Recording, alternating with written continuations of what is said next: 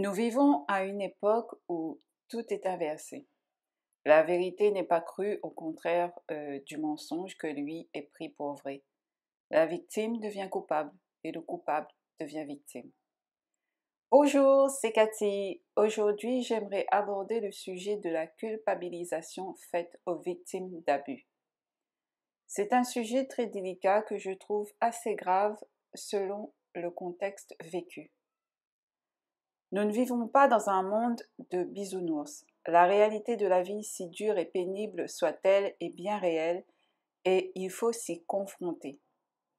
Nous vivons dans un monde où il y a des gentils et des méchants, ceux qui agissent avec le cœur et pas. Nous-mêmes en nous, nous avons ce côté bon et mauvais. Cependant, nous avons tous le libre choix de faire le bien ou le mal.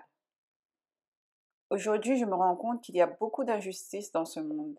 Qui plus est, des personnes qui se font agresser, violer, abuser, peu importe la façon physiquement, mais aussi psychologiquement, par des personnes toxiques, voire des pervers narcissiques. Et bien souvent, par peur de représailles, par instinct de survie, on va tenter de nier les faits en étant dans le déni de la réalité.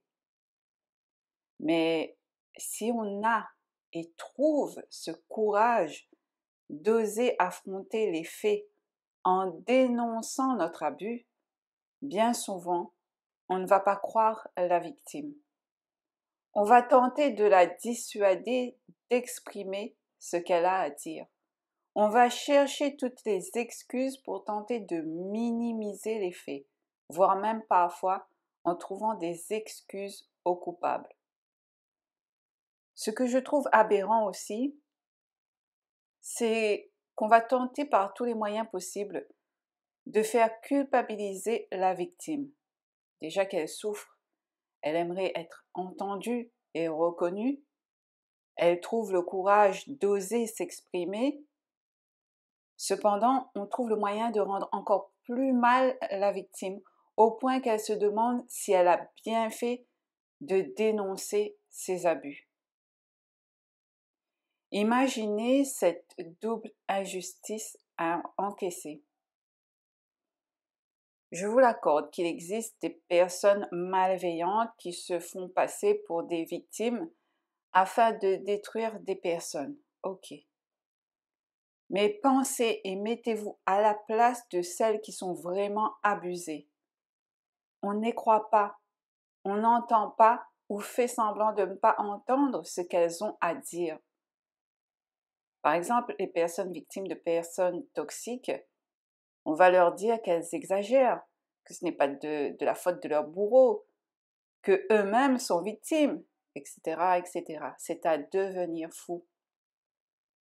Ou alors, on va dire à la victime que c'est de sa faute, que c'est à cause de sa manière d'être ou de faire, de sa façon de se vêtir peut-être. En spiritualité New Age,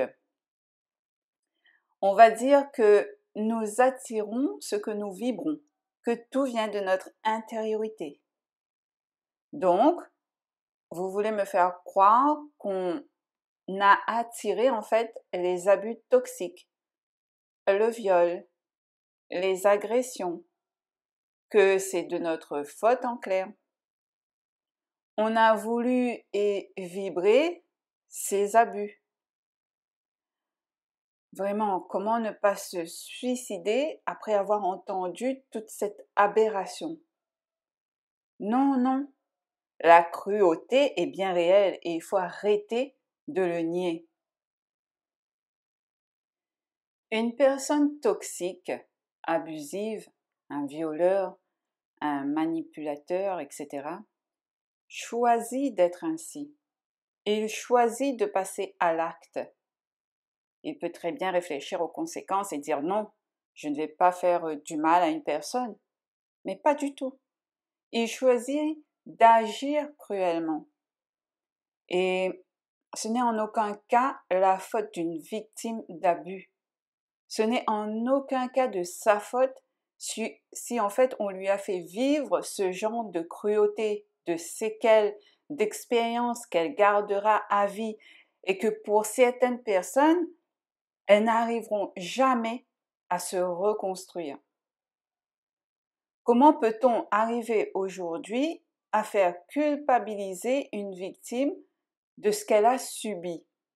Déjà que c'est lourd à porter, mais si en plus on lui donne la responsabilité d'un acte qui n'est en aucun cas de sa faute, mais où va-t-on? Il ne faut pas oublier qu'il y a des gens plus sensibles que d'autres, plus isolés que d'autres, et qui n'arriveront pas à supporter toute cette culpabilité et injustice. Déjà que les victimes abusées physiquement ont du mal à se faire entendre, imaginez les victimes abusées psychologiquement, où il n'y a pas de traces visibles, il n'y a que notre parole. Comment prouver aux autres qu'on se fait manipuler, qu'on subit du gaslighting, qu'on subit des pressions psychologiques, du harcèlement? Ce n'est pas simple.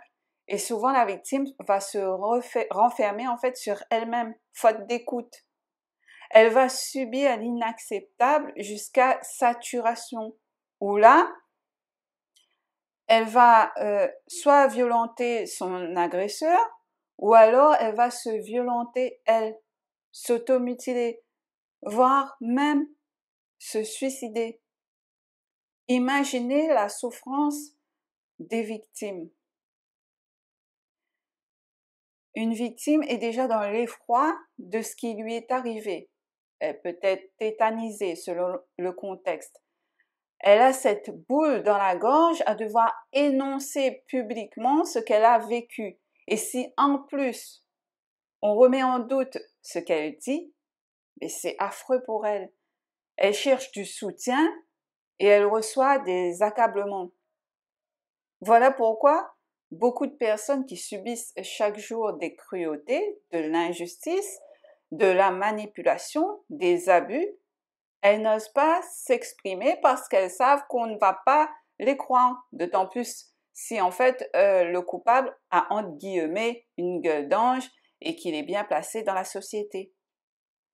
Aujourd'hui, on vit dans une société où on approuve et tolère la cruauté, la méchanceté, le mensonge, l'abus, tout ce qui est faux, et on dénigre la vérité en culpabilisant les victimes. Si vous êtes une victime, croyez en vous-même.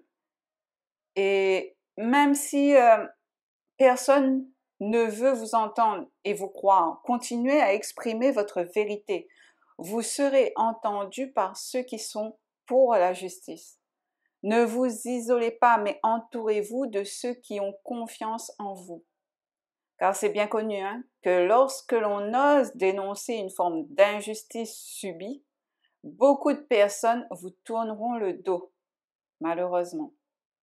Quand on ose dire la vérité, on est souvent, on va dire, pas bien reçu par les autres. Ne vous découragez pas et continuez à vous battre face à l'injustice subie. Et sachez que tôt ou tard, la vérité triomphera. C'est une démarche qui peut être longue, il faut de la patience, de la volonté, mais vos efforts paieront toujours. Trouvez cette oreille attentive et ce soutien que vous méritez. Cet audio, elle a pour but en fait de sensibiliser, car on n'est pas en fait à l'abri de rien. Du jour au lendemain, tout peut basculer dans l'effroi ou quelqu'un de notre famille. Si vous voyez une personne dans son coin, éteinte, toujours triste, n'hésitez pas à dialoguer avec elle, à créer une forme de confiance afin que peut-être elle puisse se livrer à vous. Même si c'est difficile à croire, laissez le bénéfice du doute à la victime, mais ne la rendez pas coupable de ce qui lui est arrivé et encore moins ne la punissez pas en la rejetant ou en l'humiliant. Mais soyez cette oreille attentive sans jugement. Je m'arrête là pour ce sujet. Merci pour votre écoute et je vous dis à bientôt pour un autre audio.